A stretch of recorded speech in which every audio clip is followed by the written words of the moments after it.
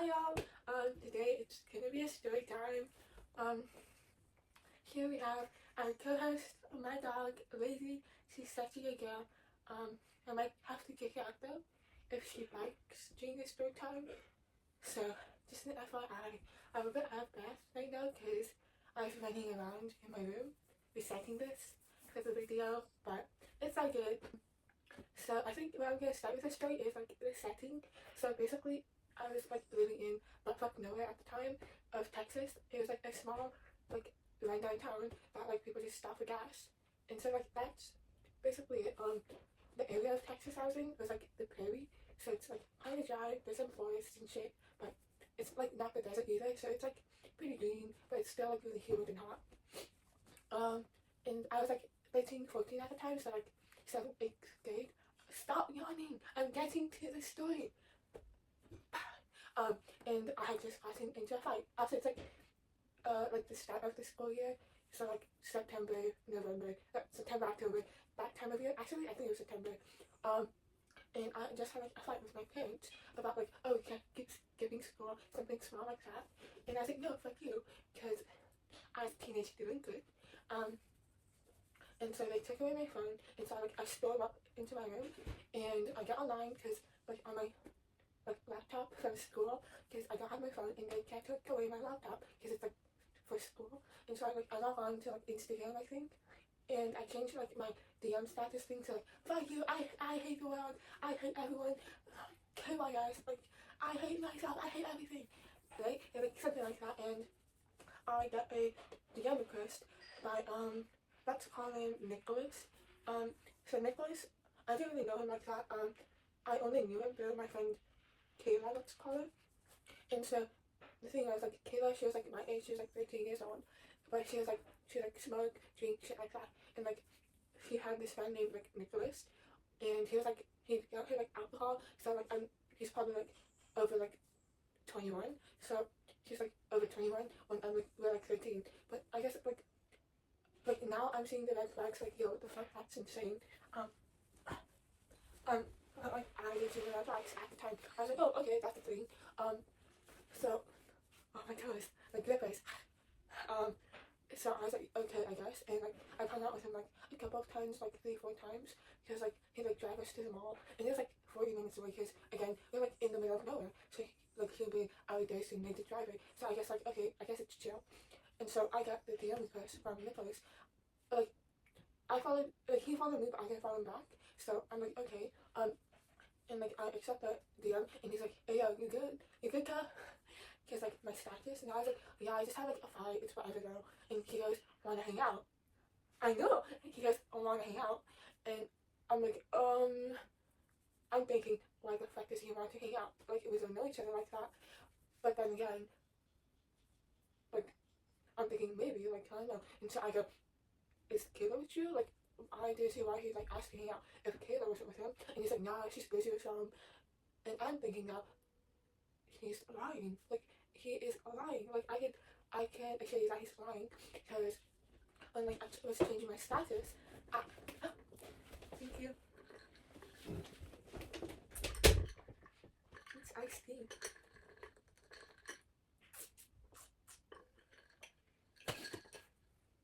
But excuse me. I can tell that he was lying, because when I was changing my status, I could see like the green circle on Kayla's profile. Like, she's active, she's online, no, she's not busy. Why is she lying? But I don't have my phone. I got into fight with my parents, so my brain at the time was going, you know what, fuck yeah. And we're like, okay, let's meet by like the 7-Eleven that's like in front of my neighborhood. So for future reference, like this was my neighborhood, and there's like a forest section that goes behind the neighborhood, I guess, and like covers it, like, and then there's the 7-Eleven. So in order to get to like the 7-Eleven to my house, or like to the house to 7-Eleven, I have to cross the forest. But this is an issue. I got my MP3 player, put like my headphones in, and then jump out the window, and then like I guess I'm going to 7-Eleven. So it's like hot, and I'm like, okay, so I guess it was like 80-90 degrees, because it's like Texas summertime, or like the end of summer, I guess, but it's humid, so it really feels like 95. But my ass is wearing like a pitch black sweater. Actually, I have the sweater right now. Those are my I don't have it, but it's like a ginger to black sweatshirt, right? And like it was because like I had like scars on like my upper like arms, I guess, but like they hadn't healed at that time, so they're just open cuts or like open wounds.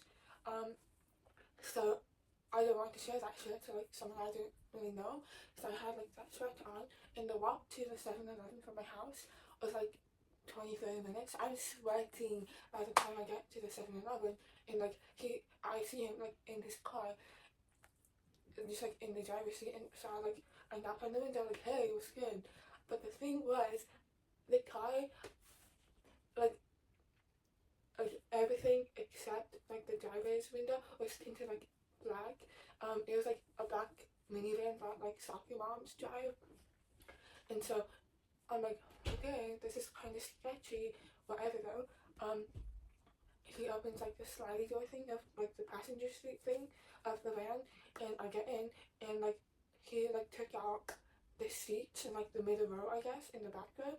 So like right behind the driver's seat and the passenger seat, it's just like the entire trunk. So I get into the trunk thing, and I'm sitting right behind the passenger seat, and he gets like in front of me. So like I'm here. This is like the front of the car. He's here.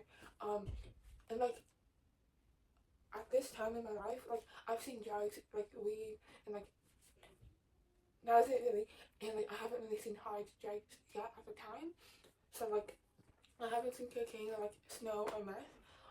But this is like the first time I've seen this. Lady, come here. Okay, fuck you too. And so like he gets like a light bulb and like a lighter, and he's like smoking meth, like not smoking, but he's like inhaling the fumes. Like on top of the light bulb, he's like, and it wasn't just like a hit or nothing. He was like doing that for like 45 minutes, and I'm going like, what the fuck, what the fuck? And like while I was doing that, I was kind of like minding my business on like my MP3 player, like scrolling through songs, and I'd be like, he'd be like, how's your day? What are you up to? Like I'd be like, I don't know. Oh yeah, no way, wow, right? And like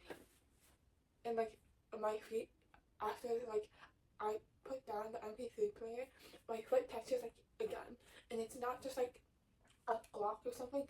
It's like an assault rifle, and I'm going like, what the fuck? And so I muster up the courage to be like, hey, is this a gun? To Nicholas, and he's like, no, nothing like that. No, I play paintball, and I make realistic looking guns for my paintball guns. Yeah. And so I'm going like, oh, okay. Okay. Like I like that's a real fucking gun. And so I go like, can I shoot it? And he's like, oh no, sorry, it's broken. Yeah, it's broken, sorry. I bought it in here for repairs. And I'm going like, he's lying to me. Why would he lie about having a gun? And so I'm going like, oh cool, oh it's okay. And then like 15 minutes pass, and he goes like, oh hey, my friend's, you wanna meet him? And I'm like, huh? And so he opens the sliding door behind him, so like on the driver's side, the left side of the car, he opens it, he gets out, and there's like a car parked like on the left side to us, like 10 feet away, and outside of the car there's like a 20-year-old guy just standing there, and he has a duffel bag, like a black big duffel bag on the side, and I'm going, what's happening? Like what? Who is this man? And the guy didn't really look real, like not like fake as in like skinwalker fake, but like his face was like drooping down a bit, and he was like laughing to himself. So I'm guessing like he's on something, like I don't know, but he's on something, like on the jet. He's not sober right now, so I'm like, who's this? And he's like, oh, I told you about my friend, right? And I'm like, no. And he's like, no, come on, let's go somewhere. We know a party. He's stuttering, he's talking about a party, and then like trying to get me to get into the car with the other car with himself and his friend. And in my mind, if I get in the car, they're gonna fucking kill me. Like nothing good is gonna happen to me if I go with them. And like I feel like there's a gun inside that duffel bag, or like something of that nature. And so I get out of the car, I'm like slowly getting out of the car, and it's at the point where those two are at that other car, and I'm by Nicholas's car, And he goes like, "Are you coming? Come on." I like make a dash for it. Like I've never ran so fast. I like ran like half a mile in like 3 minutes, I think. So like for non-Americans, that's like 800 meters. Yeah, in like 3 minutes. Maybe no, don't go. Come. So basically, I'm looking it down the road, and like I guess it's like 3 p.m. on like Saturday, and like there's people seeing me book it, and like I can hear them from behind like, "Get in the car, get in the fucking car, get the gun," and like, and I'm like, "Don't look back, don't look back," and I'm just running it, and then I get to the forest I talked about earlier that like I have to go through to get into the neighborhood. But the forest, it's like there's a trail meant for cars, and so that's the only trail in the forest. So I'm running through that trail, and they're right behind me on the big trail. But like the wooded area of the forest that like leads into the neighborhood, it's only like a few feet. Like it's not that big of a forest. It's probably like a few meters even.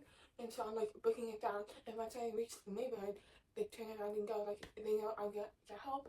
And so I run to my like house, and they're gone, and I'm like I threw up actually. I'm like trying to catch my breath. I burst through the front door, and my mom's like, "What the fuck? I thought you were in your room, what?"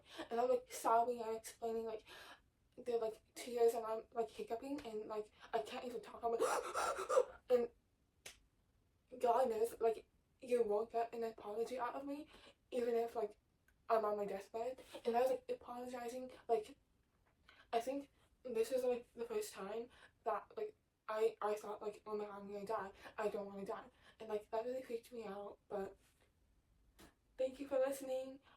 My story time of the time I almost got kidnapped by a meth-head pedophile.